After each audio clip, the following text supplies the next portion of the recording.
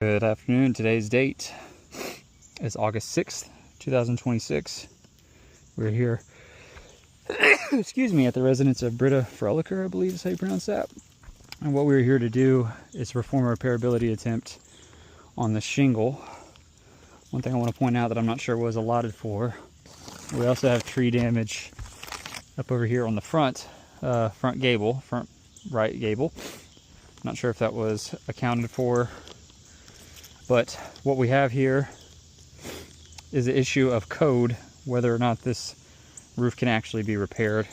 Tree fell on the property, damaging these two slopes. What we have here is a hip. Okay, so there's felt overlap on these hips. There's felt overlap here where there is no ridge vent. And then of course there's ice and water here. So you can't replace one slope.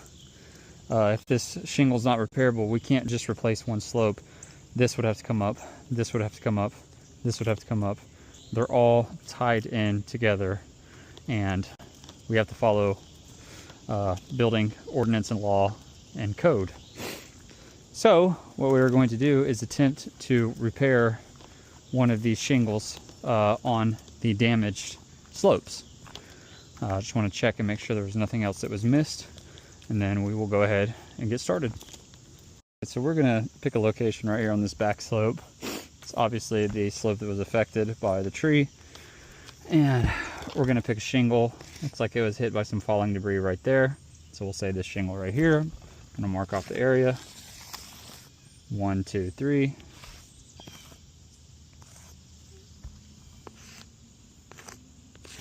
And this will be our repair area. Now to perform this repairability attempt, I will be using a roof snake, excuse me, to break the adhesive strip, remove the old nails, and install the new nails. So without further ado, let's get started. The first step is going to be breaking the adhesive strip on these shingles. I want to show right here we're already having some resistance, and what happens is it actually puts a stress fracture right here, which will loosen those granules and cause damage. You can see those granules are becoming displaced every time we use this flat bar to break loose the adhesive strip.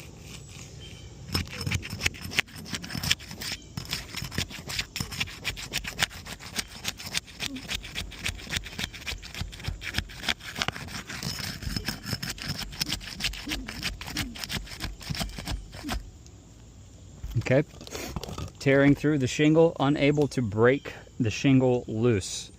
Okay.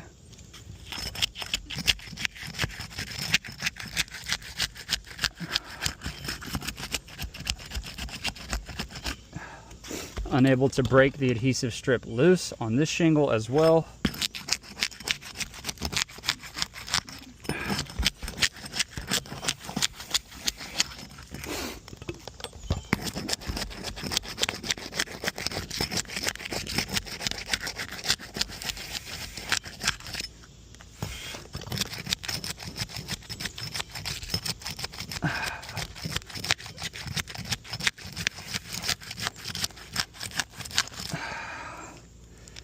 Severe mat transfer on all of these shingles.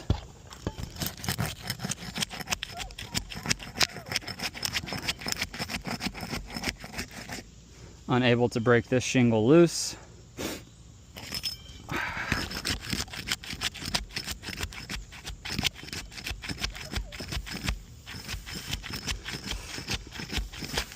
Unable to break this shingle loose.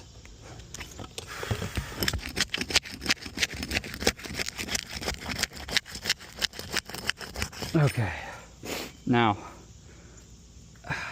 without lifting the shingles too high, I want to be able to show what is actually going on here. You can see where these shingles are adhered. It's not coming up, okay? It's too bonded, all right? Which is not always uncommon for some of these 3-tab shingles. We have tearing here, we have tearing here, we have tearing here, we have tearing there. What I want to do is move to another location and see if it happens on another slope. So on what we're seeing here with the functional damage, the tears in the shingles, I do want to make sure that it's happening in other places on the roof.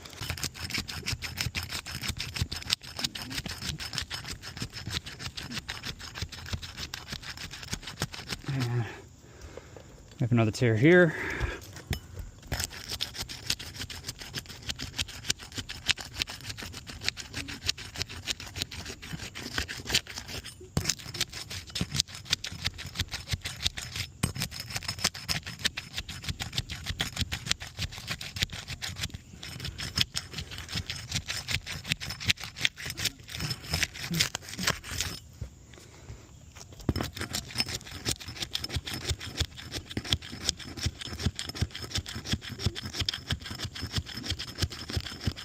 See that starting to tear right there, and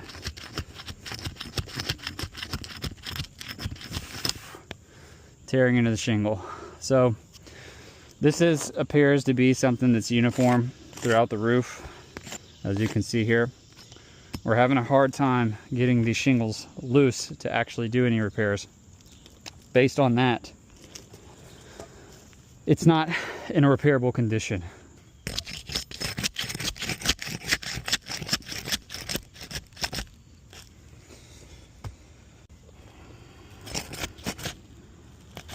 Actually hit right where a nail is. It's functional damage. It's a reoccurring pattern enough to know that you're going to run into these problems all over this roof on every slope.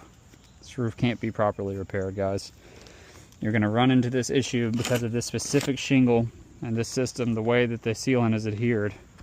Everywhere you go to repair a shingle, you're going to have 3 or 4 more that have to be repaired. Okay? That is using a flat bar, gently as you possibly can, to break the adhesion. If the adhesion breaks when going to repair, damaging other shingles, we have to repair those also. And then if we go to repair the ones above that and they're damaged, we have to repair those also. So this roof isn't repairable.